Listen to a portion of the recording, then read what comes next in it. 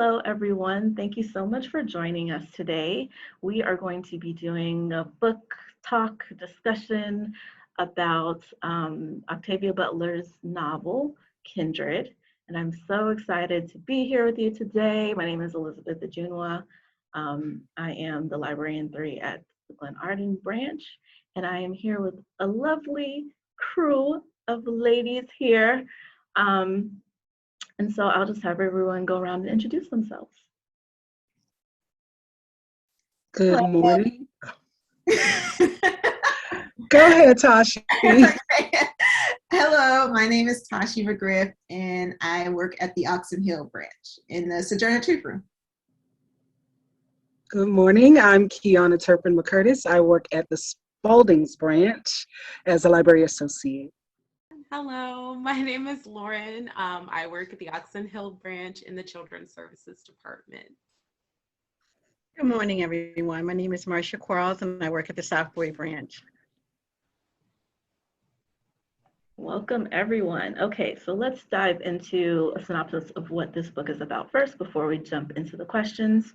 So, the visionary author's masterpiece pulls along with her Black female hero through time to face the horrors of slavery and explore the impact of racism, sexism, and white supremacy then and now.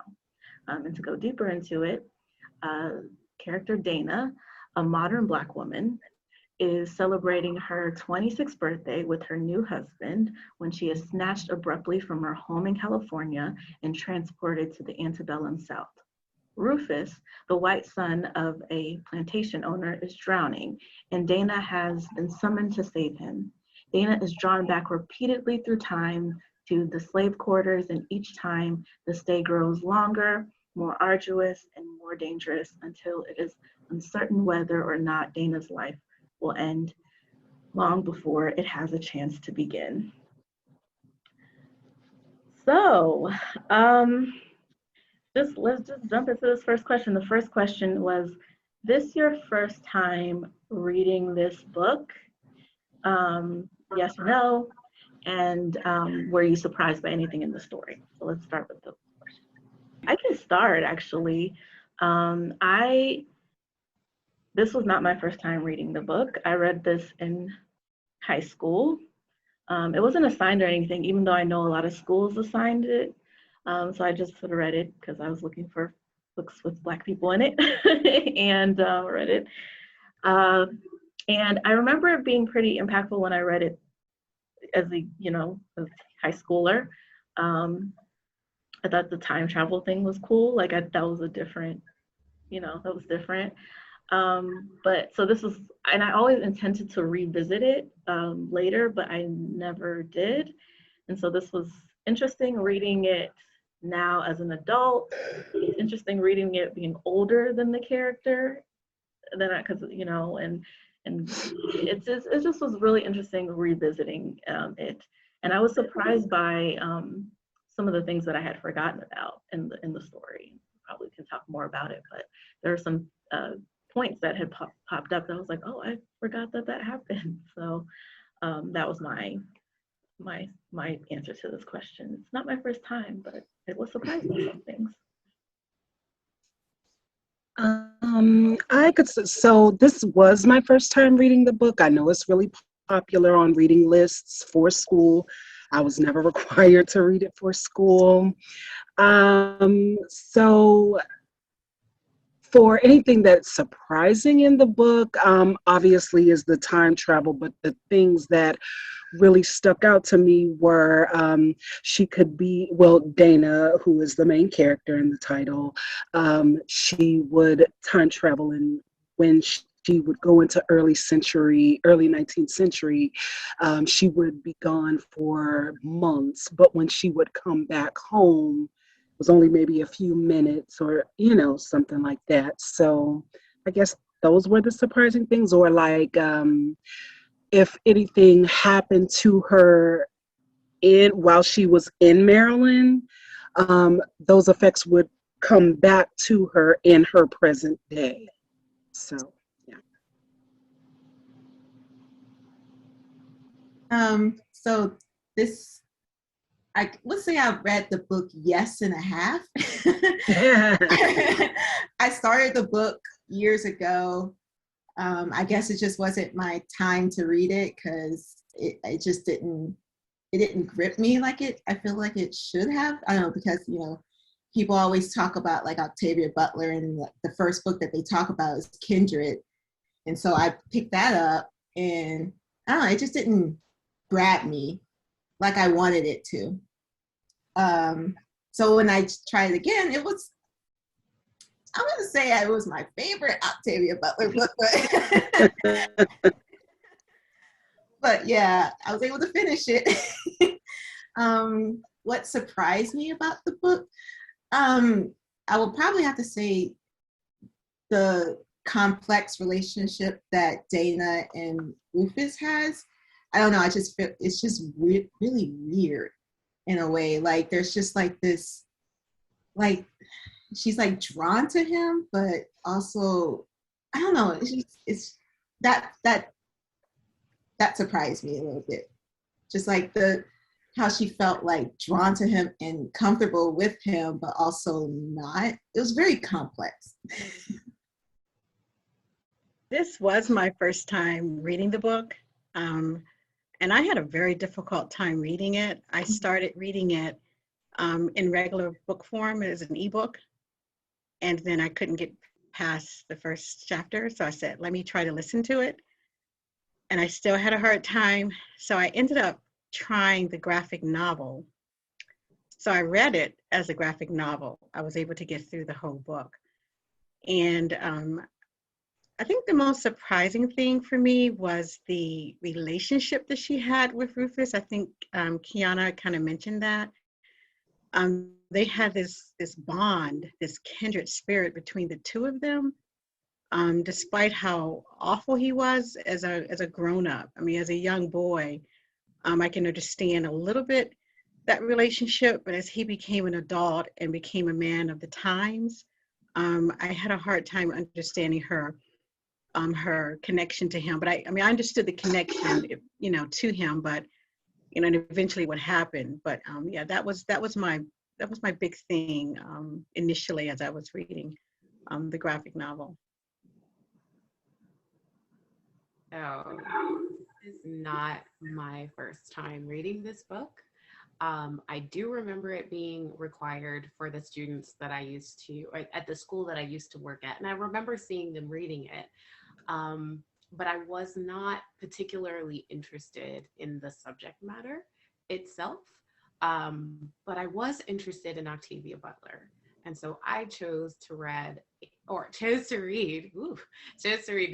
Parable of the Sower first. And once I'd read that and Parable of the Talents, I was like, okay, now let me come to see what else is in her repertoire. So I did branch out to Kindred because, again, it was a book that was readily available to me since the students were already reading it. And I don't remember feeling a sense of surprise just because I already had in mind what kind of author Octavia Butler was and how she kind of designs her characters.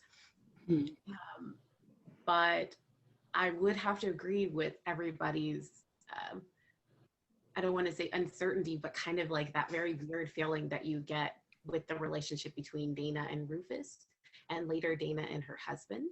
So that like one of the things that I had noted was just like feeling this sense of anger. And I don't remember if it was something that I felt before, but definitely when reading again, feeling kind of like annoyed at Dana and really angry and disgusted with Rufus, even though he was a kid. Like even in the very beginning, just meeting him, I was like, God, I hate this kid.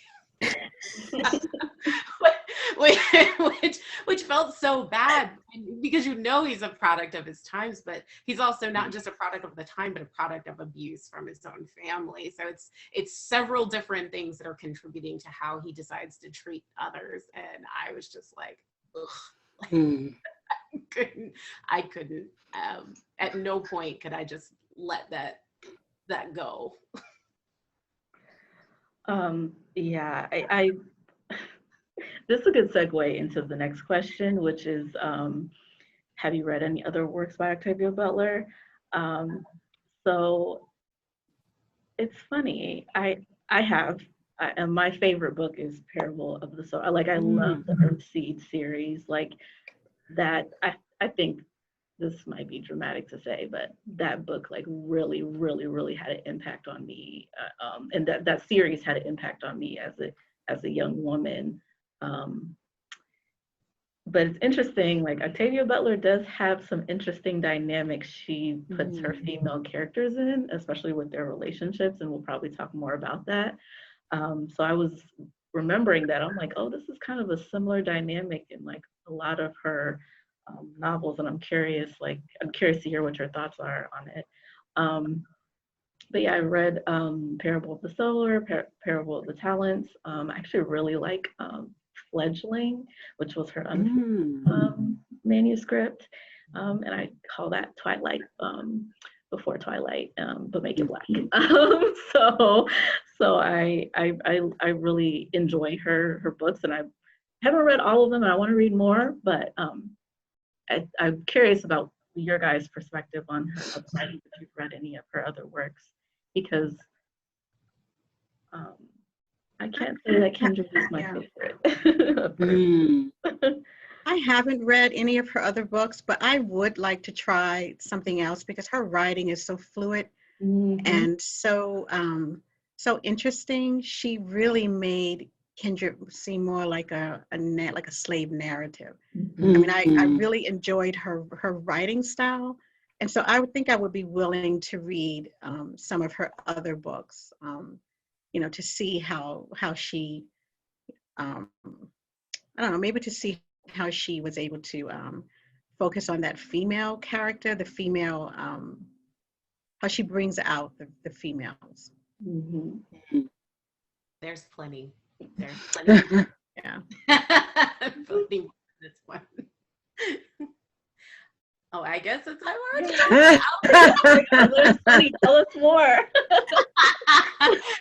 So when you asked this question, I was like, have I?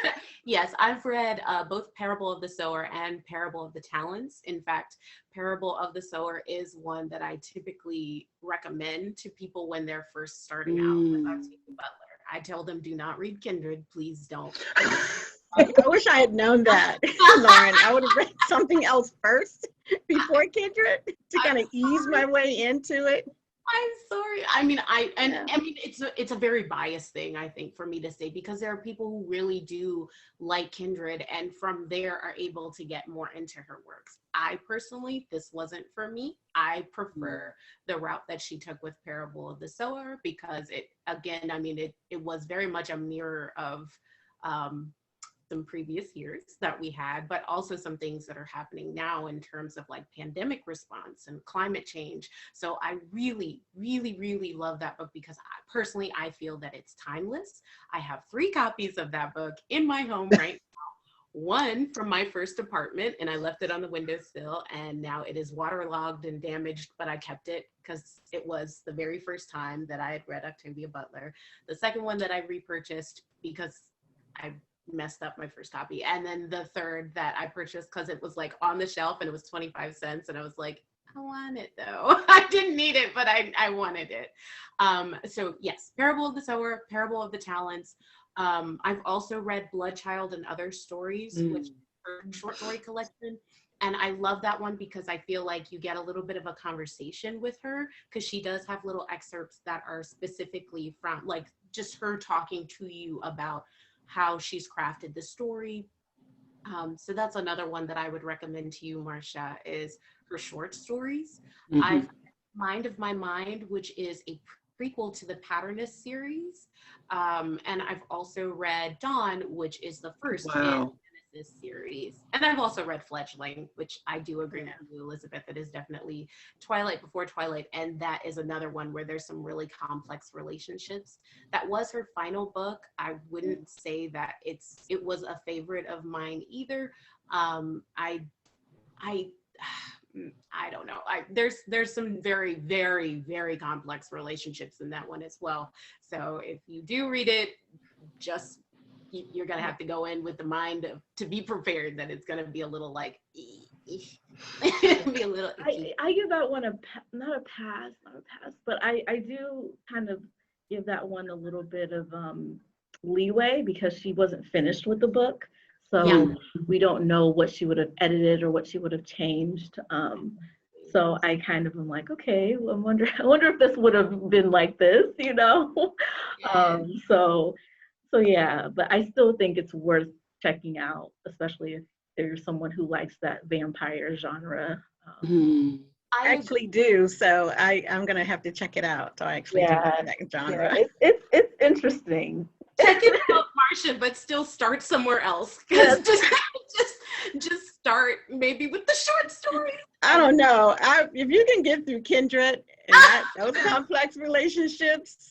Oh, Fletchling's a little different though. Yeah, it's a little bit different. It's kind of strange. It is. And that's why I mentioned Twilight, because I think Twilight kind of like smooths over some weird kind of dynamics like that too. But yes, yes, it's I have a similar story to you, Lauren, in that I started with Kindred, but I didn't like it when I started. So at the time I was going to my school librarian, and I'm like, hey, do you have any books with Black people in it? And she was like, oh yeah, sure. Because we weren't being assigned really anything beyond maybe Langston Hughes, you know, like those like kind of typical things. And even then we weren't even really being like assigned it. It was like, oh, here's a reading list if you want to read it. So like who in high school is gonna want to read it? So she had suggested Octavia Butler, Parable of the Sower to me, and then also Virginia Hamilton. So like, thank you to this librarian. I wish I remembered her name, but back in Ohio, she really like started me on, I think I'm path to be a librarian without even knowing it. But yeah, I didn't like Kindred when I was reading it, so I just stopped and I started the Parables of the Sower and then went back to Kindred. And I think that book helped me read Kindred and like get through it, because I was like, well, I liked this, so maybe there's some of that same stuff in there. So yes. Well, coming after you two, I guess I got to step my game up because this is the first and only title I've read by Octavia Butler. But of course, I've heard of Parable of the Talents, Parable of the Sower, and her collected stories. I remember when I first started working in the system, like the parables were flying off the shelves, and it was beyond the required read. So with this title, I really got tired of listening to it. I tried to listen to all of the books that I read because I just feel like I get through them faster. But my gosh, it was just so, I got tired of listening to it. And then I talked to Marcia about it, and she was like, you know, try the graphic novel. And that's exactly what I did. But I still kept listening to the book. So I'm gonna go through the graphic novel as well and see what that's about. The illustrations look kind of cool, so yeah. It was kind of watered down a little bit, not as harsh. Yeah. Okay. And it was more like a summary, I think, of the book too. Got you. So this isn't my first Octavia Butler book. I actually was first introduced to Octavia Butler in college when I took an introduction to sci-fi class. Oh, wow. Yeah. And the book was Kindred, and that's when I half read it. And I was just like, yeah, I'm done. And I kind of forgot about her. And I was reintroduced actually by Lauren. She started talking about her, and she recommended Parable of the Sower. And just like how Lauren felt, like it like, or even like Elizabeth, like it just like, it was like, wow, this is like amazing. And it was just so cool to see like in Parable of the Sower how, even though it was written in the 90s, how relevant it was to today. And just like everything, you just like, it's amazing how she wrote this 20 years ago and you can still read it, like still understand and still feel everything today. I am familiar with some of her other books. I haven't read them yet. I do want to read them. I do better also with audiobooks, so because I'm able to like get through them. So I have to check them out. Awesome. I did the audiobook route this time around. I was like, I'm not reading, I'm not physically reading it this time. And I did skim through the graphic novel after I listened to it this time. Yeah, I don't think I would have been able to read it and stick with it if I didn't listen. And if you've seen the font in that book, ooh, it's tiny. Yes. You can change the font as an ebook. So Yeah, True. that is true. On Libby, you can change the font. You can highlight and do all sorts of things. Yeah, I want to go into the next question, but you guys talking about how you listen to the book, and it made me think of one, how maybe reading like the words, listening, or looking at the graphic novel might change your perspective of the novel. Because for me, I had a clear vision of how I imagined everyone. And so when I was listening to the book, like listening to the person, I was like, that's not how I thought they would sound. Like, like that's not, I was like, kind of like, oh, this kind of changes my imagination. So I just was curious really quickly if anyone had had that same experience. No. Not for me. I don't think so, because I went into it knowing what to expect from the book. If anything, it gave me a lot more, visual direction in the graphic novel, but it didn't really change my feelings about what I thought or my expectations were going into the book. Mm-hmm. Anyone else? Maybe not. Okay, we can go to the next question because this dives into the actual storyline. Which key character stood out to you in the book? I'll say, to me, Dana, of course, but I actually really thought a lot about Alice, like, and I always wonder, and I wondered this when I first read it. I wondered it again, why there's not more of a connection to Alice. I just felt like, because they're both, if you read the story, you know that they're both, Rufus and Alice are her ancestors. And so I wondered why the connection to Rufus and not Alice. So that was a character that I always felt like I was more curious about. And so she always stood out to me throughout reading.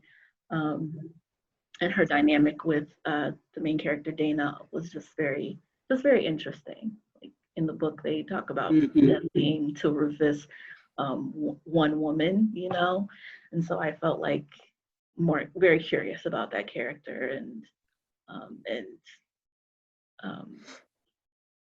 feeling like I kind of wanted more a little bit from her, or more about her in the story. So yes, that's my answer.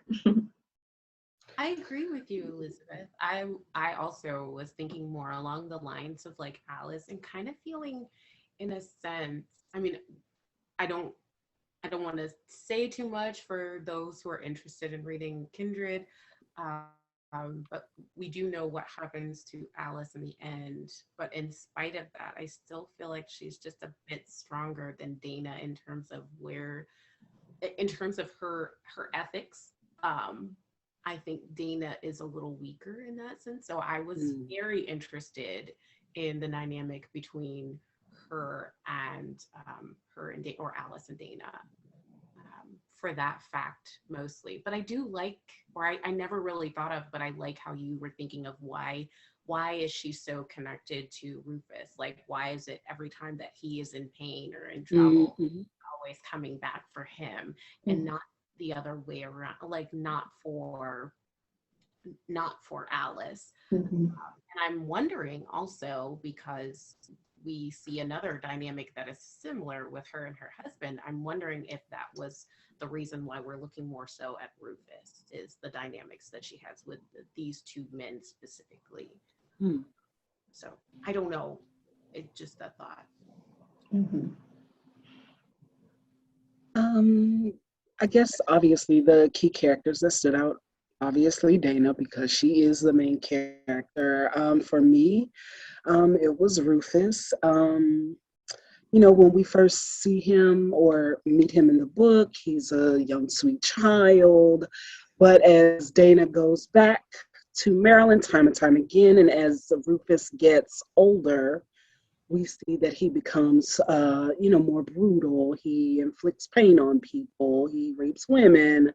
But interesting, when I guess he gets his way in some things, he tends to be a little bit more gentle. But all in all, he is, I guess, not so nice person. But I think, as Elizabeth said earlier, he was, yes, a product of his environment. So those were the two characters that stuck out for me.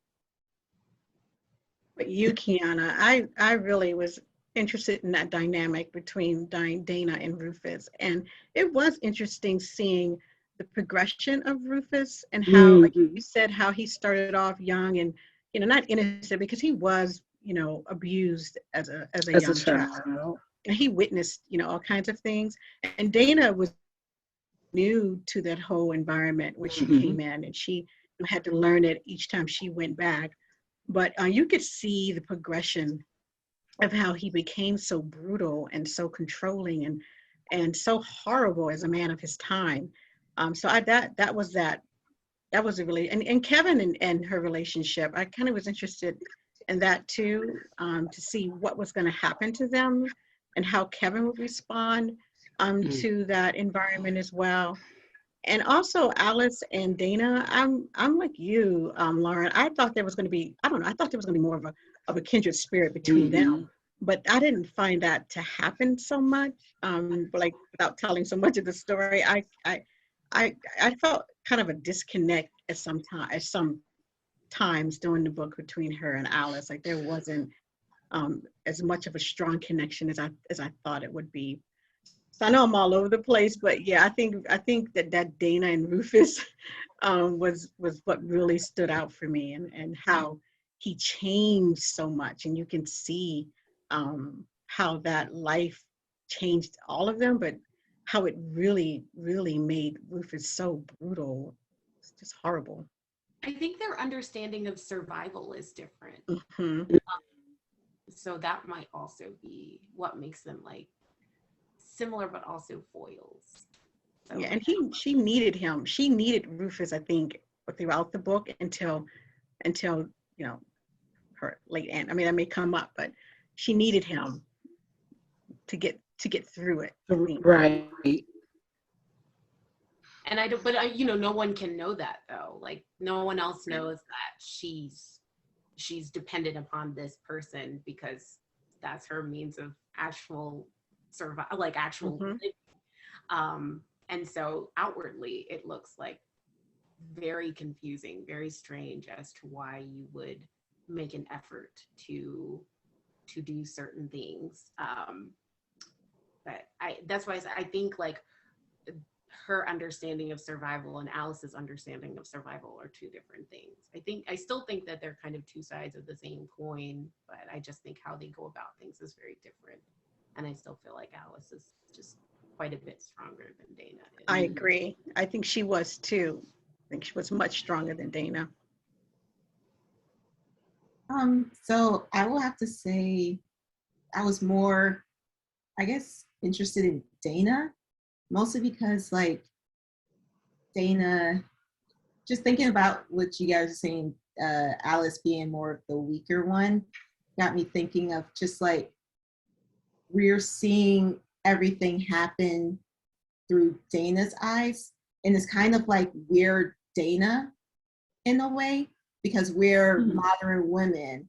And if we were drawn, like if this happened to us, we would probably react the same way Dana is. And I don't think we would be as strong in handling everything as Alice is, because she is of that time. She's grown up, that's her life. She has to live it. Like at least Dana has the situation where if she's in danger, she comes back. Like Alice doesn't come back. I don't know.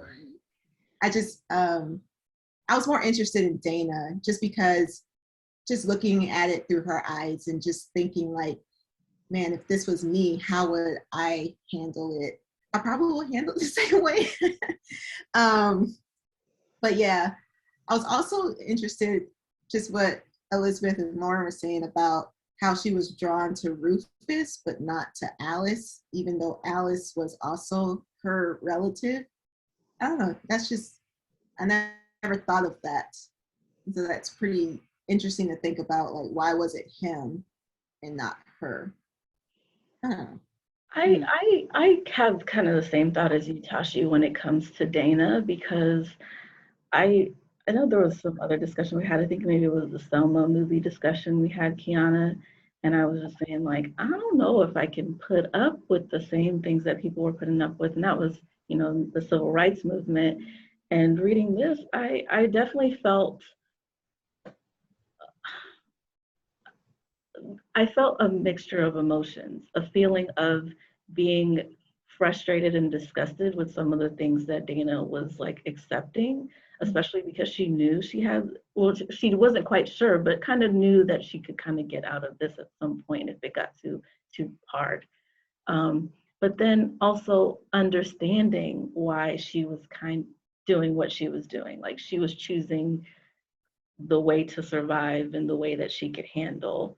So it made a lot of like weird mixed emotions in me. Like I really hate what you're doing, hate what you're doing, and then I hated, because there's some scenes in the book where because she's trying to survive, she ends up having to do like pretty horrible things. And then I mentioned Alice again, she ends up having to kind of do pretty horrible things to Alice to make sure she's able to survive. So I feel the same way about you, Tashi, like more of a mixed feeling, like not a straight, because it kind of like, I don't want to say it makes you feel guilty, like you said, because the book is almost as if you're her. So it just makes you just uneasy, especially at the end.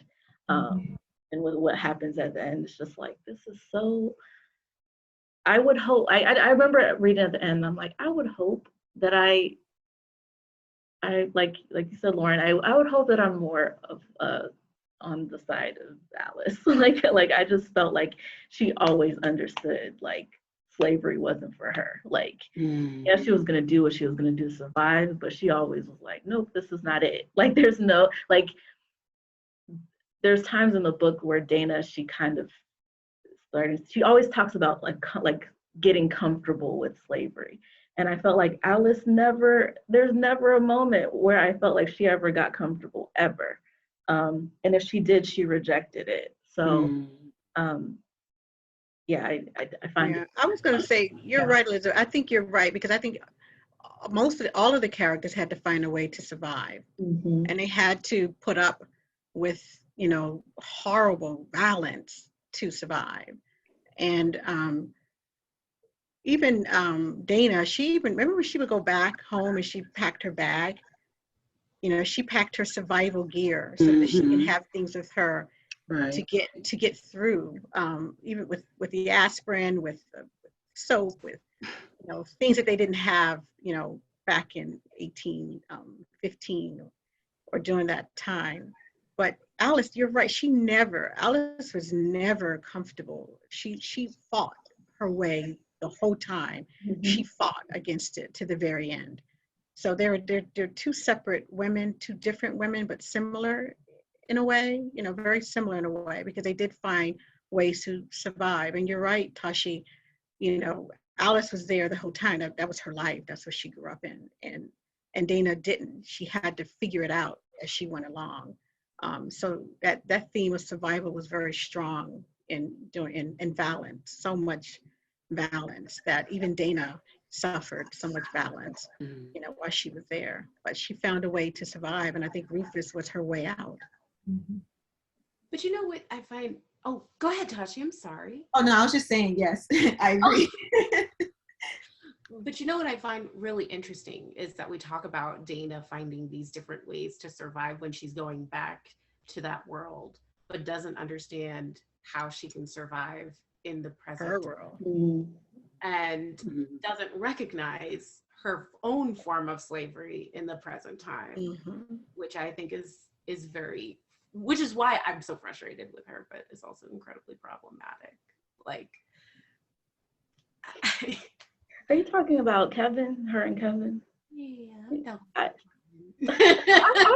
think we can say, like, I would like to hear more about your thoughts on that, because I guess I didn't really think much about him one way or another. And so I'm getting the sense that everyone else feels differently. So I'd love to hear. Not really. I thought they had a kindred spirit because they were both, isolated. They bonded over writing. Yeah. They were just kind of, like outcasts, that two people who were outcasts that kind of found each other. So I don't have any negative feelings about Kevin in that way. I mean, I'm just glad that she found somebody who she could, relate to. So I don't have a problem with their relationship. I was just curious about how Kevin would change once he would go back in that environment. Like what would happen to him? And he was able to, help people when he got there. He was able to, to use what he was already, just use his what I want to say. Yeah, his whiteness, his right. It's a word I'm trying to say and I can't remember, I can't think of it. But thank you. That's it. Thank you, Elizabeth. He used his privilege, to actually help slaves. So I was just curious about him and what he would do once he got there. But I don't have a problem. I never have a problem with their relationship at all. I thought he was actually pretty good for her. There are some moments in the book that talk about the dynamics between Kevin and Dana, and like how Kevin kind of offered her almost like a life of not having to work or having to work for him, in a sense. Like, I want you to type these things. Right. To me, it's like it seems innocent on the surface, but as you're looking at all the relationships that she has otherwise, you're like, I don't like it. And Kevin also doesn't recognize the damaging effects of slavery. Like, at one point, I think the kids are playing auction, and he's like, yeah. He doesn't know. As a white man of privilege, he doesn't know. He doesn't understand. So I think that it's interesting. Like, he may have some progressive ideals, but there's also some very underhanded, not so progressive ideals as well, where you can't really recognize the damaging effects that has when you're allowing children to play types of games, so that they understand that they have power over another set of people. And that's right. They exercise. But I liked how Dana dealt with that work issue. She did not. She was like, she no, didn't. I'm not. I'm not going to work for you. She doesn't, but she stays with Kevin. Like, I think that's my issue. It's like, you're that she should have left. and it's I don't know. I don't like their relationship. I don't really like Kevin as a person. I don't like him, and I don't like the dynamic between them, because I don't think at any point does he recognize that, and I don't think that Dana calls him out on it either. And I mean, there's another point where it's kind of like they've just kind of slid into, like, we miss the old ways. Like, we're used to what we do in the past when we go back in the past, and they want those things. And even when Kevin comes back, he's meaner to her than I guess he was before. And I'm just like, ew, it just makes me feel yucky inside. I personally, just me. I don't like Kevin. I don't like. I saw this. I was looking for different discussion questions and brainstorming, and people were like, "Oh, what do you think of Kevin?" I'm like, "What about Kevin?"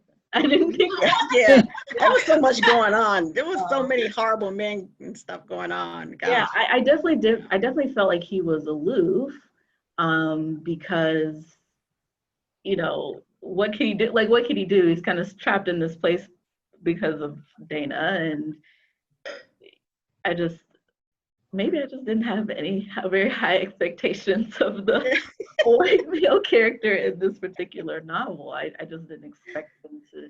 And the story takes place in the 1970s. Yeah. It can read like today. But I was like, I'm not expecting much. So, but I guess maybe that's something that mentally I should critique in myself, the fact that I'm not expecting more of this character, you know, like, Yeah. why shouldn't I expect him to, to, you know, kind of do the bare minimum? Right. That was, I mean, in the 70s where it's like your time of progress and more progressive thinking. And now, even now, we're more progressive thinking. But if we could put Dana back in there today, how would her actions, like, would she do the same things? Would Kevin do the same things? And I would argue, yes, they would. They haven't, it's progress, but it's not progress. Right. It's certainly not progress if you're yearning for the past in some way. And how the ease of the past, if you will. So I'm not a fan of Kevin. I'll say I wasn't a fan of that. I know there's a part in the book where they're like, oh, that's felt more like home than here, and I'm like, nah. I don't care. I don't think there's anything like, no. That was a really disturbing moment. Yeah. So I find it's very complex. Like, it's a very interesting take on it. Absolutely.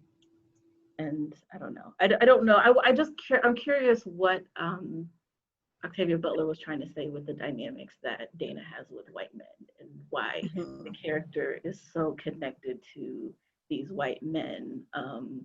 Yeah, that's a good question. And it shows up in some of her other writings as well. So I think that's interesting. I wonder what that is. The characters tend to be older. Her main characters tend to be with, and it's almost as if like she creates these really dynamic characters, and then there has to be someone who's there to kind of temper that really dynamic character. That's how I felt reading this. Like, it's almost like, oh, she's too much. We have to have someone to, like, you know. I mean, that's interesting. That's a thought. That is a very interesting thought, that character, that there's always a character that's trying to put limitations on a character that she's trying to make limitless, which is something that I think she either shared in an interview. Like, she wants a world where these women, these characters are completely limitless. But clearly there are obstacles that make it so that they cannot be that way. So I find it very interesting that you pointed out that there are certain characters that she's built in there that do that. Ooh, okay, next question. We kind of talked about this, but I don't know if anyone else wants to add anything else. And it was, what did you think of the complicated relationship dynamics in the story? I know we've talked about it. I definitely, just as the story went on, just became more and more disgusted with Rufus and Dana. Like, there was not a point I didn't understand where she saw, like, even when he was a kid, I was like, I don't know about this kid. Like, I just did not understand the connection there. And then the relationship gets, just very uncomfortable. It gets into like this kind of place and of like, it moves from a like brother familial type of kindred relationship to like a one that could be, I guess, potentially sexual, which just made me just like, I hated it. And I guess I don't know if anyone maybe got better clarity in this than me, but I was never clear if Dana explained to Rufus that she was his ancestor, like he was her ancestor, I'm sorry. Was he aware of that? Because like, if so, that just makes me even more uncomfortable. But I So, guess she wouldn't be able to. Okay. I don't think she can share that information. Yeah, she couldn't share that because that would change history, right? Like, Mm-hmm. It would also have changed the dynamics of how the other, like some of the other slaves felt towards her, because Mm-hmm. they thought, why are you doing all of this? yeah, They couldn't know, like she can't tell them that's my family. So I have to make sure they survive in order so that I can survive. right. So, right. I don't think she ever told anyone. Okay, I just want to make sure. No, I agree. I don't think she told anyone either. Yeah, I guess it would have been like the butterfly effect. Like that would have just been a ripple in the time space continuum. Would have just been too much if they knew. But then it made me just more just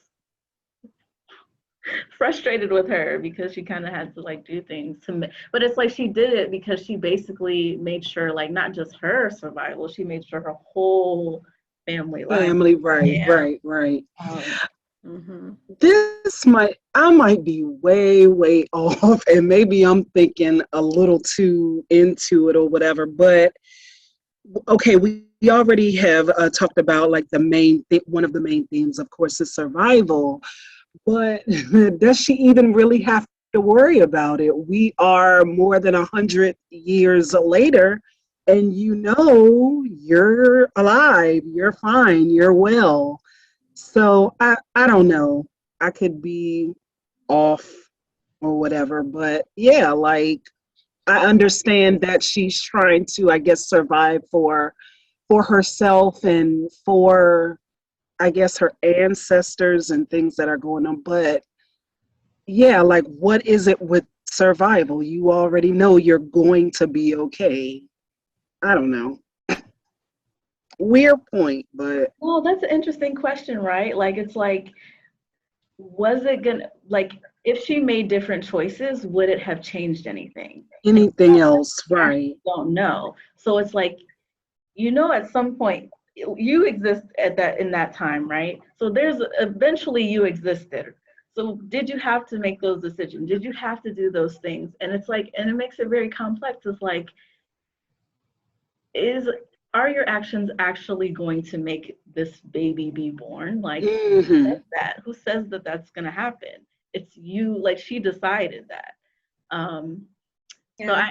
I think that's a very fascinating point because it's true. It's like there's no rule book to time travel given in the book. It doesn't say like, hey, if you don't, you have like, it's not like in Back to the Future where Doc says you have to do this. Like, no, there's no character like that. So that's a very interesting point, Kiana. Yeah, I agree. It's also like when you guys were saying how she was connected to Rufus to save him, to save herself, but she wasn't trying to save Alice. So like in the case, like if Rufus was to die, that doesn't necessarily mean that Hagar isn't born. It could be just a different father, which won't change anything about her. But that doesn't necessarily mean her ancestor won't be born. Oh, yeah. Yeah. I mean, it might change something about her, though. It very well could change some personality points about her, but maybe not as much, or maybe not to the detriment of her, I wonder. But Hagar still could have been born, like you said, Oh, Tashi. Yeah. Absolutely. That's a real good point. So we go back to why wasn't Alice more of a focus? Like, I mean, someone having the baby, this is this, and she's the one who like they look alike. Like it's like that's the right, like mirror exactly. each other. Like, so it's just I don't know, very very interesting dynamics in the story.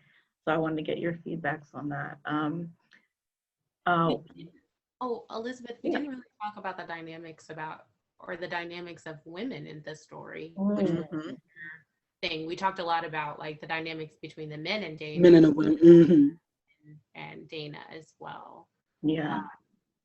Because I think like, was it was it Waitlin's wife? There's somebody who's like kind of jealous that Kevin is paying her more attention. Oh, Margaret. Margaret. Yes, With yes. his mom.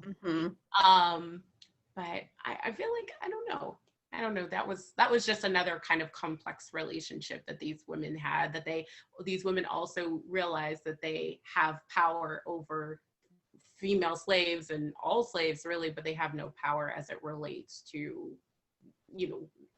white men or the white slave owning men that they are either married to or not married to. So I think that's also kind of interesting. And I thought the dynamic between her and Sarah and kind of their relationship with slaves was really interesting as well.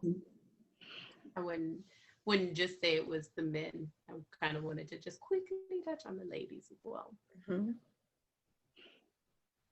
Yeah, I appreciated Sarah, Nigel, Carrie, I like Carrie. and Me too. yeah, I appreciated. I like Carrie too. Yeah, and it's like in the end they end up doing a lot for Dana in the end. So hopefully people read the book and see what they end up doing. But I just stayed. I just love those characters a lot. And they all had interesting dynamics with Dana, like the suspicion and then clearly caring, and then it just I appreciated seeing how that grew over time. Yeah.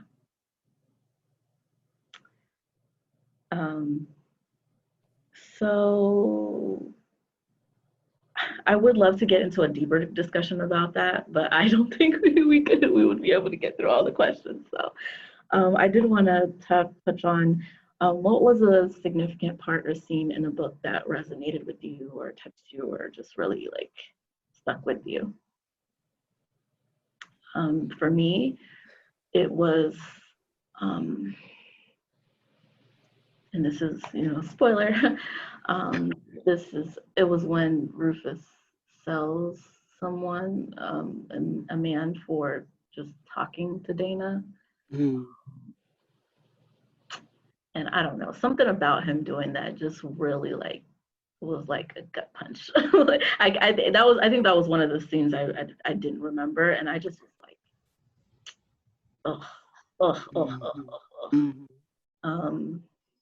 just I hated it, and it to me was a very much a turning point. That whole scene of this relationship is kind of going in a in the way I guess Dana hoped. I think Dana hoped it wouldn't go. I guess for me, it was when she was whipped for the first time. Well, I think it was Rufus's father who whipped her, and when she went back home and she had the marks on her back, and her friend thought her husband had done it, I believe. And I think that was the first time she had brought back anything with her, So yeah, that was it. Like, that was like my surprise moment too. Like, dang, like it was really that serious. Like, she brought something back with her and she's living with that, and even in the end of the book, but we won't give that away, I guess. But yeah, that was probably one that resonated with me. It was like the first time she had gotten whipped, and yeah, she's living with that currently.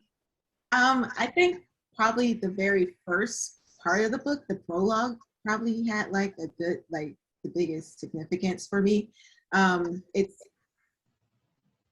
because Kindred's like the epic novel in a way. It's just like this whole, each chapter is a scene of Rufus going through something. And so like the very beginning, you kind of get the feel of the book where she's in the hospital, you got the cops around and all that stuff. I really enjoyed that part. That part really got me because it got me going into reading the book. I thought it was just a great way to start it. I agree, Tashi. That's what got me I thought I could read more.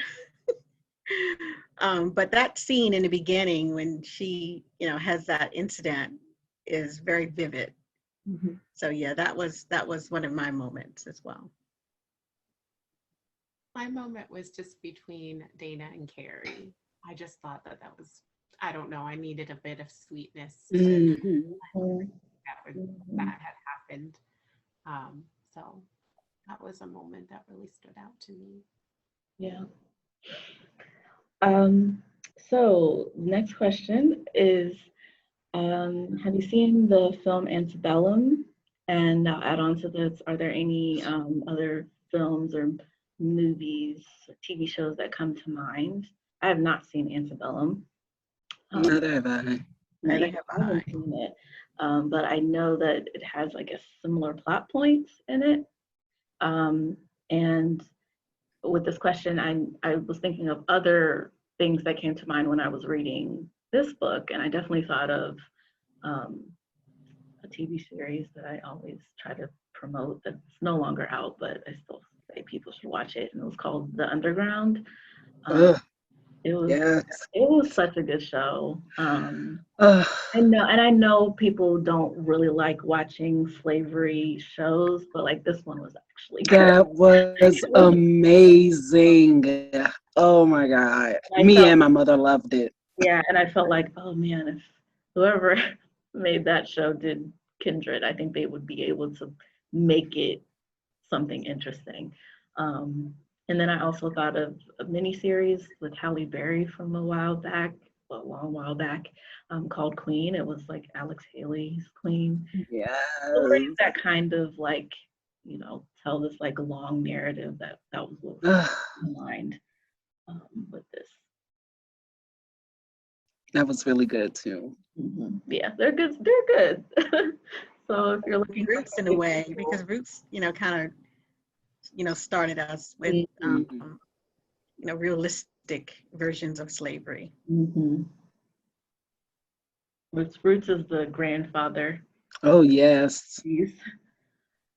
And I still think, because I've read a few of some similar stories, I think that kind of do this now. There's a Walter Dean Myers book called The Glory Field Mhm. that I think is a YA book for kids to read. It is. That kind of does the same thing that Roots did.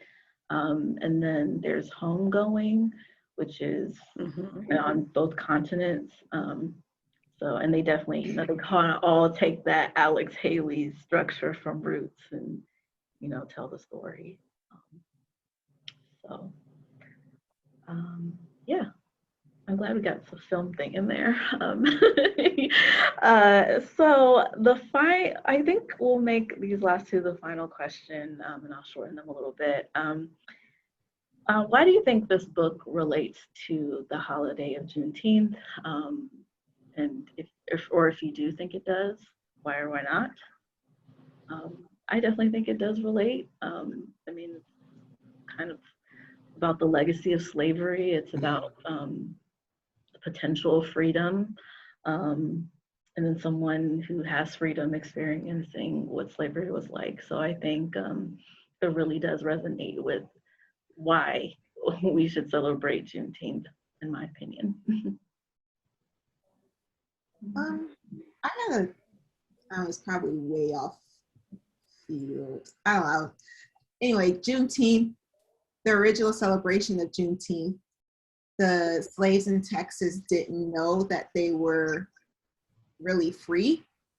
And I don't know, maybe this is probably way off base, but maybe Dana didn't know that she was really free until she experienced everything that happened to her. I don't know. I could be way That's off. an interesting I insight. like that, Tati. Mm-hmm. I like that a lot. Like Mhm. that. Yeah, that's how Kindred and Juneteenth kind of comes together. Yeah. The realization of freedom. Yeah. Mhm. Any other thoughts on that question? No. Mine was more so, I guess, freedom at what cost, and kind of like the idea that slavery and domination continue to like haunt and pervade our way of living no matter how much we progress.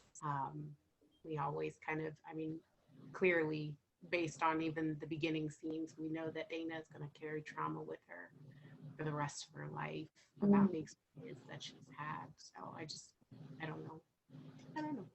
But I do agree with it. It does definitely have some semblance of this idea of emancipation. I really love what you said, Tashi. I think that works so well with this book. But those were the thoughts that I had initially when reading it.